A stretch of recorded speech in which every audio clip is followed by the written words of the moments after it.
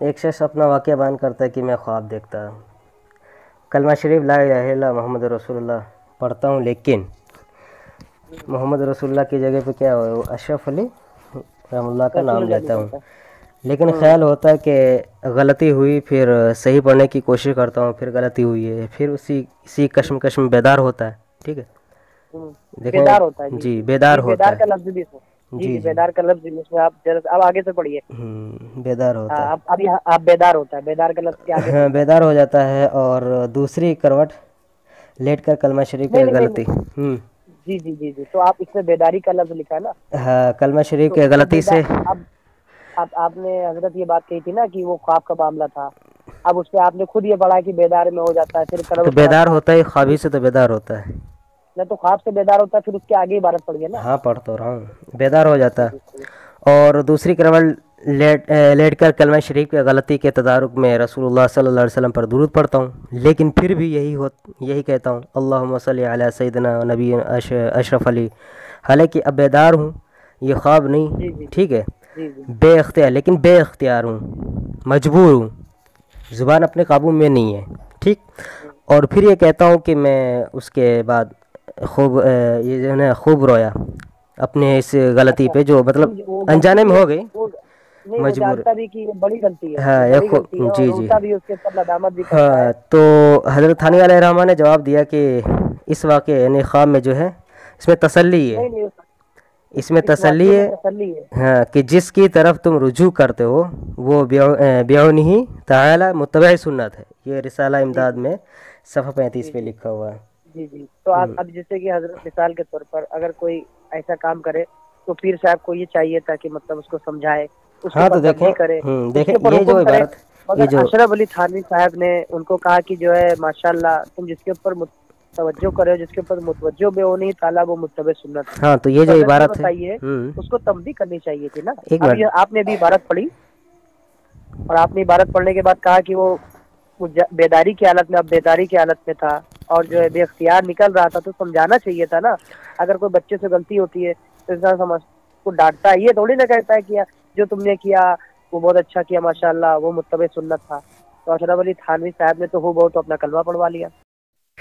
السلام علیکم ورحمۃ اللہ وبرکاتہ، محترم سامعین، یہ بات کر رہا ہے رسالۃ الامداد کی، یہ ارشد رضا خانی ہے، اس سے میری آپ نے ابھی گفتگو سماعت کی۔ اس نے اعتراض کیا اور کہا، جیسا کہ آپ نے ابھی سنا، کہ یہ کہہ رہا ہے کہ تمہارے اشرف علی تھانوی نعوذ باللہ اپنا کلمہ پڑھوا رہے ہیں۔ یہ جو رسالۃ الامداد صفحہ 35 پہ جو بات لکھی ہوئی ہے، ایک خواب کی بات ہے، اور یہ خواب کی بات پر اعتراض کر کے اپنے مولویوں کا باغی اور اپنی جہالت کا کھلم کھلا ثبوت دے رہا ہے۔ اگر اس نے اپنے مولویوں کی کتب کو پڑھا ہوتا، اس کو علم کی عین سے واقفیت ہوتی، تو ایسا اعتراض نہ کرتا۔ چلے ہم اس رضا خانی کی علماء کے، جو ان کے نام نہاد علماء ہیں، ان کے اصول، ان کے ضوابط کیا ہیں خواب کے بارے میں، اس کو آپ ملاحظہ فرما لیں۔ سامعین، یہ دیکھیں آئین اہل سنت ہے، ان رضا خانیوں کی کتاب ہے، جس کے مصنف ابو کلیم محمد صدیق فانی ہے۔ اس کے صفحہ نمبر 158 پر لکھتے ہیں، ہیڈنگ قائم کرتے ہوئے عالم نوریہ اور عالم دنیا، اس میں ایک اصول لکھا ہوا ہے، وہ آپ ملاحظہ کریں۔ یہ دو مختلف عالم ہیں، عالم رویہ کو عالم دنیا پر قیاس کرنا سراسر باطل ہے۔ عالم رویہ کے حالات واقعات پر شریعت کے احکام نافذ نہیں ہوتے۔ اب یہ رضا خانی کہنا چاہ رہا تھا کہ اشرف علی تھانوی نور اللہ مرقدہ نے اپنے نام کا کلمہ پڑھایا، جو کہ غلط بات ہے، ان کو تنبیہ کرنا چاہیے تھی، لیکن اس رضا خانی کو اپنے گھر کے اس اصول کو معلوم نہیں، اور پھر یہ آتے ہیں مغالطات اور الزامات تراشی کرنے کے لیے۔ اب آپ ایک اور کتاب کا حوالہ ملاحظہ فرمائیں۔ یہ کتاب ان کی جہان مفتی اعظم، جس کے مرتبین میں تقریباً 3 حضرات ہیں، جن میں مولانا محمد احمد مصباحی اعظمی ہے، اور عبد المبین نعمانی، اور مقبول احمد صالح مصباحی۔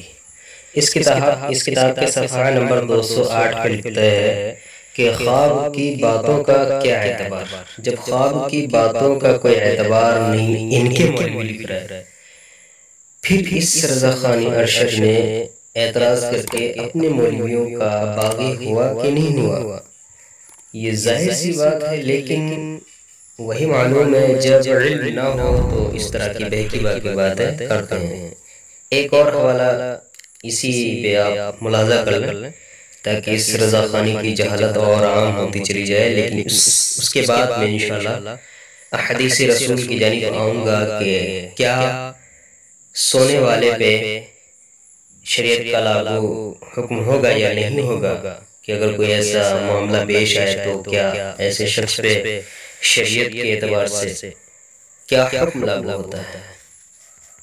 ناظرین اکرام، یہ بھی حوالہ آپ دیکھ لیں، یہ بہت اہم حوالہ ہے ان رضا خانیوں کے لیے۔ یہ ان کے مجدد بدعت احمد رضا کا حوالہ ہے، یہ ہے فتاوی رضویہ جلد نمبر 27، یہ رضا فاؤنڈیشن سے چھپی ہوئی ہے، ٹھیک ہے۔ اس کا صفحہ نمبر 57 اور 58 دیکھیں، پھر رضا خانیوں کی عقل پہ ماتم کریں۔ صفحہ نمبر 57 پہ لکھتے ہیں احمد رضا کہ بہت سے خواب ایسے ہوتے ہیں جو ظاہر کے خلاف ہوتے ہیں، یعنی ظاہر پر محمول نہیں ہوتے۔ اب دیکھیں یہ رضا خانیوں کے مجدد بدعات کیا کہہ رہے ہیں کہ بہت سے خواب ایسے ہوتے ہیں جو ظاہر کے خلاف ہوتے ہیں، یعنی ظاہر کا کوئی اس کا حکم نہیں رکھتا، لیکن یہ آ کر کے اس پہ اعتراض کیا اور کہا کہ یہ غلط ہے، ان کو سمجھانا چاہیے۔ اب دیکھیں جو احمد رضا کا ہم عقیدہ نہ ہو اس کا کیا حشر ہوتا ہے، یہ بھی آپ ملاحظہ فرمائیں۔ یہ ہے ان کی کتاب الصوارم الہندیہ، اور اس کو ترتیب دینے والے حشمت علی خان ہیں، ٹھیک ہے۔ اس کے صفحہ نمبر 138 پہ لکھتے ہیں، کہتے رہی یہ بات کہ جو اعلیٰ حضرت کا ہم عقیدہ نہ ہو اس کو کافر جانتے ہیں، اور یہ درست ہے۔ ابھی رضا خناس ارشد رضا جو اعتراض کرتا، اپنے مولویوں کے مطابق نہیں رہتا، اس کا عقیدہ نہیں رکھتا، ان کے عقیدے جیسے عقیدہ نہیں رکھتا، تب تو یہ کافر ہو گیا۔ اس پہ ایک اور میں مزید حوالہ دینا چاہتا ہوں تاکہ اس کی اور درگت بنے۔ یہ ہے انوار شریعت، حصہ اول تا ہشتم، ٹھیک ہے۔ یہ مفتی محمد اسلم قادری علوی ہے، اس میں بھی وہی بات لکھی ہوئی ہے جو الصوارم الہندیہ میں تھی، یعنی جو اعلیٰ حضرت کے ہم عقیدہ نہ ہو وہ کافر ہے، اور یہ درست ہے، ٹھیک ہے۔ اب یہ ان سارے حوالہ جات سے تو یہ اپنے مولویوں کے فتاوی اور عبارات سے کیا ہے، کافر ہو چکا ہے۔ اب ہم آتے ہیں اس چیز کا حدیث نبوی سے جائزہ لیتے ہیں کہ حدیث نبوی میں اس ایسے شخص کے بارے میں کیا حکم ہے، وہ آپ ملاحظہ فرمائیں۔ ناظرین اکرام، یہ کتاب ہے سنن دارمی، اس کے صفحہ نمبر 216 پہ کیا فرمان نبوی ملتا ہے ہمیں، اب دیکھیں۔ اس میں باب قائم کیا گیا ہے، باب رفع القلم عن الثلاثة، یہ حدیث نمبر 342 ہے، یعنی 2342 ہے۔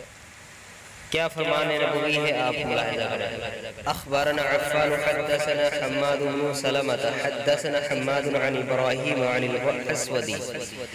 عن عائشة رضی اللہ عنها عن النبي صلی اللہ علیہ وسلم قال رفع القلم عن الثلاثة عن الناعم حتى يستيقظ وعن الصغير حتى يحتلم وعن المجنون حتى يعقل وقد قال حماد أيضا وعن المعدوه حتى يعقل۔ سیدہ عائشہ رضی اللہ عنہ کہتی ہیں کہ نبی کریم صلی اللہ علیہ وسلم نے ارشاد فرمایا، تین شخصوں سے محاسبہ نہیں ہوگا، سونے والے سے حتیٰ کہ وہ بیدار ہو جائے، اور بچے سے حتیٰ کہ وہ بالغ ہو جائے، اور دیوانے سے حتیٰ کہ وہ عقل مند ہو جائے۔ حماد نے مجنون کی جگہ المعتوہ کا لفظ بولا ہے، تو اس سے معلوم ہوتا ہے کہ سونے والا مواخذہ نہیں ہوگا، اس پہ شریعت کا کوئی حکم نہیں لگے گا، چونکہ وہ خواب ہے، اور خواب حدیث مبارکہ کی روشنی میں مواخذہ نہیں ہوتا، سمجھے۔ اور ایک دوسرا حوالہ آپ ملاحظہ فرما لیں اسی کے متعلق۔ سامعین، یہ سنن ابن ماجہ ہے، اس میں بھی وہی مضمون حدیث کا ہے، اور وہی حدیث ہے لیکن چند الفاظ کے تغیرات کے ساتھ، اور اس حدیث کی بھی راویہ امہات المؤمنین حضرت عائشہ صدیقہ طاہرہ مطہرہ رضی اللہ عنہا ہیں، فرماتی ہیں اللہ کے نبی صلی اللہ علیہ وسلم کی زوج محترمہ حضرت عائشہ رضی اللہ عنہ سے روایت ہے کہ رسول اللہ صلی اللہ علیہ وسلم نے ارشاد فرمایا 3 افراد سے قلم اٹھا لیا گیا، سوئے ہوئے سے یہاں تک کہ وہ جاگ پڑے، بچے سے یہاں تک کہ وہ بالغ ہو جائے، اور دیوانے سے یہاں تک کہ اس کی عقل واپس آ جائے۔ تو اس سے بھی یہ پتہ چلا اس حدیث مبارکہ سے کہ سونے والا مواخذہ نہیں ہوتا شرعی اعتبار سے، لیکن یہ رضا خانیوں کو ٹرینڈ کیا گیا ہے اس چیز پہ کہ تم کو انہی جیسے اعتراضات کرنا ہے، اور علماء دیوبند کے خلاف معاشرے میں، سماج میں سادہ لوگ انسانوں کے درمیان ایک تنفر علماء دیوبند کے تئیں پیدا کرنا ہے، جس پہ یہ لوگ گامزن ہیں۔ اب آپ ملاحظہ کریں جو وصیت احمد رضا نے کی تھی وہ کیا وصیت تھی، اس چیز کو دیکھیں،